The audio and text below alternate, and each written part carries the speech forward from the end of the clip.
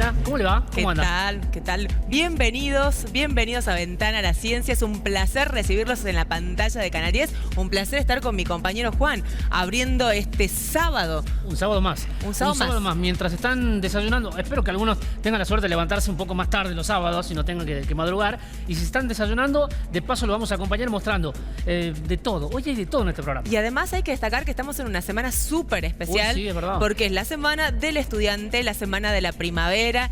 Ya hay como más colores. Claro. En las calles, los jacarandás, los estudiantes festejando. Bueno, se les aguó un poquito la fiesta a los estudiantes. Sí, claro, porque el día 21 estuvo nublado, hizo un poco de frío, pero bueno, viene bien porque vamos a tener unos meses de calor intenso. Exactamente, ahora ya empieza a subir de a poquito la temperatura y acá empezamos a entrar en acción en Ventana a la Ciencia. Les contamos qué tenemos para ustedes en la jornada de hoy. Ajá. Bueno, vamos a hablar acerca de Parkinson, porque hay una cirugía muy prometedora para algunos casos en particular que puede ayudar a mejorar muchos de los síntomas. Es una cirugía súper moderna. Estamos con el especialista que nos va a contar un poquito de qué se trata. Nada más ni nada menos que en el Hospital Padilla se está haciendo esta cirugía con muy buenos resultados, y la verdad es que no queríamos dejar de mostrarles a los televidentes de Ventana a la Ciencia, ¿no? Le vamos a dar la bienvenida a Martín Pais, que es neurocirujano, trabaja en el Hospital Padilla, también trabaja en el sector privado. Un gusto que nos estés acompañando. Yo que le agradezco la invitación, un placer saludarlos. Bueno, Martín, hablamos de Parkinson y exactamente conocemos algunos de los síntomas que tienen que ver con el movimiento involuntario a veces del cuerpo. ¿También afecta el habla? ¿Qué cosas afecta el Parkinson? Bien, excelente. Es decir, nosotros tenemos que tener en cuenta que el Parkinson es una enfermedad neurodegenerativa. ¿Qué significa esto? Es decir, se van a ir deteriorando neuronas que en este caso son especialistas en producir dopamina. Entonces, a lo largo del tiempo, la falta de esa dopamina va a comenzar a provocar síntomas, como muy bien vos decías, algunos motores. Lo más importante a tener en cuenta son la lentitud en el paciente, la rigidez y por otro lado el temblor. Muchos de los pacientes que consultan o la gente en general dice: doctor, conozco a alguien que tiene temblor o yo tengo temblor y creo que tengo Parkinson. Importante saber que el temblor por sí mismo no me va a definir un Parkinson. Es parte o uno de los integrantes más de los síntomas que el paciente de Parkinson tiene. ¿Con el tiempo también puede afectar el habla además? Sí, por supuesto. Es decir, dentro de los síntomas motores que presenta el Parkinson, aparte de lo que hemos nombrado, pueden tener alteraciones como disfonía, es decir, va produciendo en el paciente que tengan una voz más tenue, monótona, al igual que con los movimientos, ¿no? Entonces esa es la afectación del habla. Hay una cirugía que les puede devolver bastante de la calidad de vida a los pacientes de Parkinson parece algo súper avanzado, porque en un momento en Ventana a la Ciencia hablamos de esta interfase máquina-cerebro y de la posibilidad de hacer implantes cerebrales, ¿no? Y contaban como precursores de estos implantes cerebrales a estos estimuladores cerebrales que tenemos entendido que son como unas especies de sensores que están en el cerebro, que se van conectando. ¿Cómo es esta cirugía y qué le devuelve al paciente? Perfecto. Bueno, el objetivo de la cirugía es devolverle a los pacientes un poco de autonomía o independencia que van perdiendo a lo largo de los años.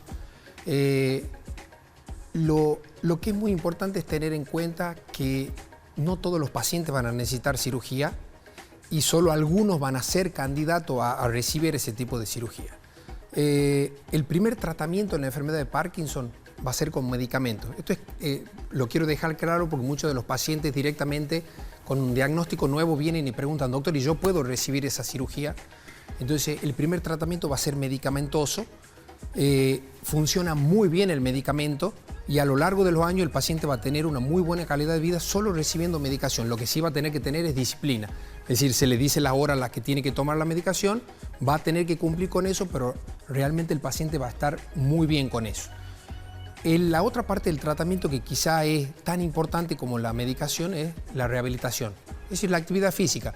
Realizar actividad física de 30 minutos, 1 hora por día, eso ya nos protege, nos neuroprotege, por así decirlo, al cerebro. Y entre pacientes que no recibieron actividad física o que no hicieron actividad física, a los que sí recibieron hay mucha diferencia. Los que sí recibieron retrasan los síntomas y tienen una mejor calidad de vida a lo largo de los años. El entrenamiento, el entrenamiento es súper importante, pero yo quiero saber de esta cirugía, Bien. porque a mí me impresionan las imágenes de ver a alguien cuando está con estos síntomas del Parkinson, cómo tiemblan, imágenes de gente que operó el doctor, ¿no? Así es, en el así hospital y en el servicio privado. Exacto. Incluso hay un personal de la salud, una chica joven que estaba operada también. Exactamente, sí. Este tipo de cirugías, digamos, nosotros la venimos haciendo aquí en Tucumán aproximadamente ya hace 8 o 9 años. Llevamos 30 casos operados con muy buenos resultados.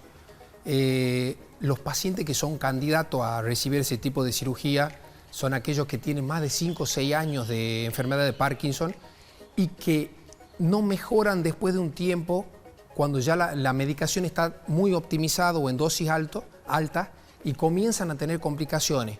¿Qué tipo de complicaciones? ¿Se quedan trabados de igual manera o ya no tienen la misma calidad de vida o independencia que tenían antes? Y ahí comenzamos a estudiarlo. ¿En qué consiste esa cirugía? Colocamos 2 hilitos para que la gente entienda fácilmente en la parte más profunda del cerebro y a eso se lo conecta con una batería que va a emitir corriente y va a llegar por medio de esos hilitos a la parte más profunda del cerebro. Si nosotros, digamos, habíamos perdido la modulación química, por así decirlo, pues ya no está la dopamina en esa parte del cerebro, se perdió la modulación química. Lo que hacemos ahora es reemplazarla por una modulación eléctrica. Mandamos corriente a esa zona y esa corriente es la que va a modular esa región profunda y va a hacer que los síntomas del paciente vayan mejorando, ¿no? Doctor, le quiero preguntar por su equipo de trabajo acá en el Hospital Padilla y también qué opinión le merece saber que el Hospital Padilla es uno de los 3 hospitales que más operaciones de este tipo ha realizado y que están obviamente a la vanguardia. Sí, ni hablar. La verdad que el apoyo del hospital y tanto del ministerio ha sido impresionante para nosotros. Todos los pacientes que no tienen la posibilidad de tener una obra social saben que tenemos un equipo bastante fuerte para contener este tipo de pacientes con el doctor Franchelo, con la doctora Ximena Sagués, que es nuestra psiquiatra también. Entonces, todos esos pacientes que no tienen la posibilidad de operarse afuera, sepan que se los puede contener, tratar e incluso si necesitan una cirugía, el gobierno se hace cargo de esa parte también, ¿no? La cirugía, decían, entran en la parte más profunda. Hay que abrir qué parte de la cabeza es la que por donde ingresan. Bien, perfecto. Es decir, técnicamente nosotros lo operamos en 2 tiempos al paciente. La primera parte el paciente está despierto porque nos va haciendo el feedback, ese nos va devolviendo. A medida que nosotros vamos estimulando, él nos va contando las sensaciones que tiene. Hacemos 2 agujeritos acá, en el nivel frontal. Ahí pasamos los 2 hilitos y vamos bajando a medida que vamos mapeando el cerebro. Ya en una segunda parte lo dormimos al paciente y ahí le implantamos un marcapaso. Es una batería que conectamos con esos 2 hilitos y ahí comienza a llegar la corriente a esa región. ¿Es como una especie de electrodo? Exactamente. El electrodo es lo que está en estos hilos que le comentaba, en esa parte profunda. ¿Y ustedes van regulando? ¿Esto se va regulando periódicamente o se lo regula solamente en el momento de la cirugía? Durante la cirugía ya simulamos lo que va a ser el tratamiento posterior en el paciente. Es decir, buscamos si el paciente tiene los efectos que nosotros necesitamos y que no tenga efectos adversos. Por ejemplo, efectos motores o que no quede con alguna alteración relacionada al movimiento del brazo o de la pierna. Y ahí simulamos la respuesta. Si tenemos la respuesta que nosotros queremos, ahí viene la segunda parte donde ya implantamos definitivamente el marcapasos. Y Martín, ¿cómo ha sido el resultado? O sea, ¿es lo que esperaban? Porque hay casos de pacientes muy jóvenes. Sí, exacto. Hay también uno de los pacientes hacía folclore, se veía que, pero que en un momento no se podía levantar de la cama. Tal cual, es decir, cuando nosotros tenemos la posibilidad en estos pacientes jóvenes que vos hacías referencia, tratarlos con tiempo y incluirlo en ese plan quirúrgico, realmente el resultado es increíble. Es muy buen resultado. Los pacientes, por supuesto que cada uno va a tener una respuesta distinta a la misma cirugía, pero en general te diría que son pacientes que tienen una mejora de 70-80%. Bien. Muy bien. Bueno, Martín, ¿qué le recomendarías a la gente como para estar pendientes de sentir de tener en cuenta algún síntoma precoz? Es decir, bueno, sospecho, ¿a qué especialista tengo que ir? ¿Y cuál es ese síntoma más notorio que uno tiene que estar pendiente? Bien, el síntoma más característico para que nosotros comencemos a diagnosticar una enfermedad de Parkinson dentro de los motores es la lentitud de los movimientos. Llega un paciente diciendo, doctor, me siento más lento, estoy notando que ya no tengo la misma reacción que antes, o quiero hacer alguna actividad manual, yo pinto y no puedo pintar, prenderme los botones de la camisa, me cuesta peinarme, o en el caso de las mujeres me cuesta pintarme. Entonces ahí es cuando nosotros comenzamos a estar un poquito más atentos en cuanto a los síntomas motores. Ahora, existen lo que se llaman síntomas no motores del Parkinson, que no mucha gente conoce, y antes de presentar problemas de lentitud o de temblor, los pacientes presentan problemas de olfato, pierden el olfato, 5 años antes pierden el olfato. Como con el COVID. Exactamente, igual, tal cual, muy buena relación.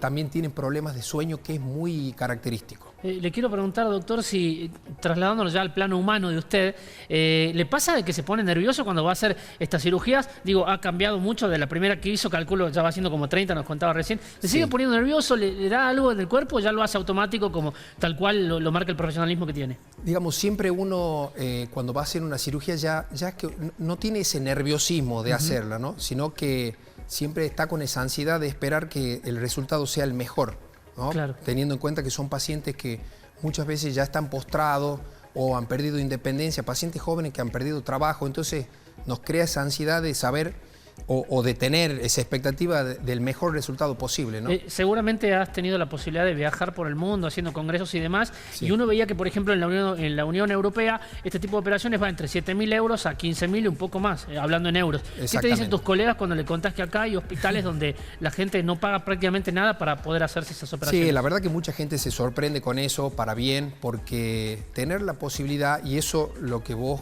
haces referencia es muy importante. No en toda Argentina es fácil conseguir ese tipo de dispositivos. Y realmente acá, cuando nosotros tenemos un paciente y pedimos, justificamos, tarda un poco, pero llega. Entonces existe esa posibilidad. Las personas, como te decían, que no tienen obra social, tienen que saber que está esa posibilidad latente, que nosotros podamos ofrecerles esa mejor opción, ¿no? Claro. Bien, Martín, ¿a partir de qué edad es más característico que se dé el Parkinson en la gente, no? Sí, lo más común es a partir de los 55, 60 años, pero ahora con todo el avance de la neurología, de los test que tenemos, síntomas, cómo conocemos esta enfermedad, cada vez la diagnosticamos un poquito antes, ¿no? Pero los casos que veíamos en los videos, gente más joven, ¿no? O sea, nos da la sensación que tienen menos de 50 algunos de los pacientes, o todos ya tienen más arriba de 50. Sí, la verdad que últimamente venimos operando pacientes que alrededor de 40 años, deben tener 40 años y comienzo de enfermedad a los 30, 32 años. ¿A qué se debe eso? ¿Es porque lo están detectando antes o porque la enfermedad se está adelantando de alguna manera? Sí, probablemente porque lo estamos detectando antes, ¿no? Es decir, acá también es importante saber, y muchas de las personas preguntan, doctor, yo tengo mi papá que ha tenido Parkinson y yo creo que puedo llegar a tener Parkinson. Es decir, esto no es hereditario, por suerte no es hereditario.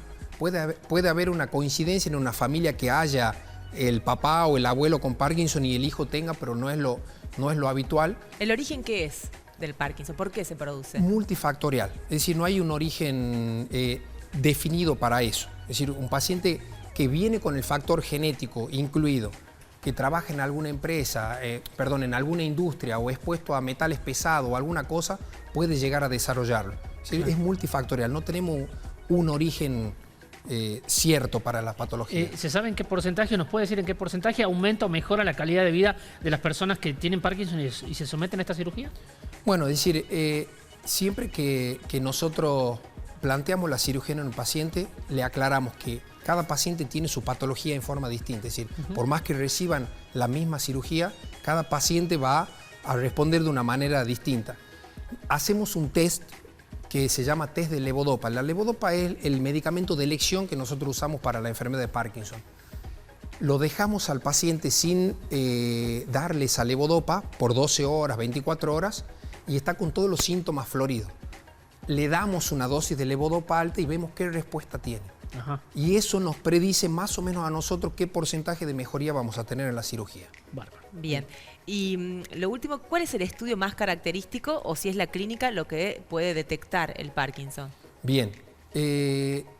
Todavía, lamentablemente, no tenemos un estudio específico que nos pueda diagnosticar el Parkinson. La clínica sigue siendo soberana. Es decir, lo que el paciente nos indica, nos dice, nos cuenta, eso es lo que nosotros utilizamos para poder diagnosticar esta enfermedad. Bien. Martín, muchísimas gracias. Un placer, doctor. Yo, como dice Juan, sorprendida y admirada Muchas del gracias. excelente trabajo que realizan en equipo en el Hospital Padilla, porque sabemos que son muchos los profesionales que intervienen, ¿no? Así es un equipo. Yo les agradezco mucho y me sentí muy cómodo. Ahí está, muchas gracias. Muchas gracias. Bueno, vamos a la pausa y ya volvemos con más Ventana a la Ciencia.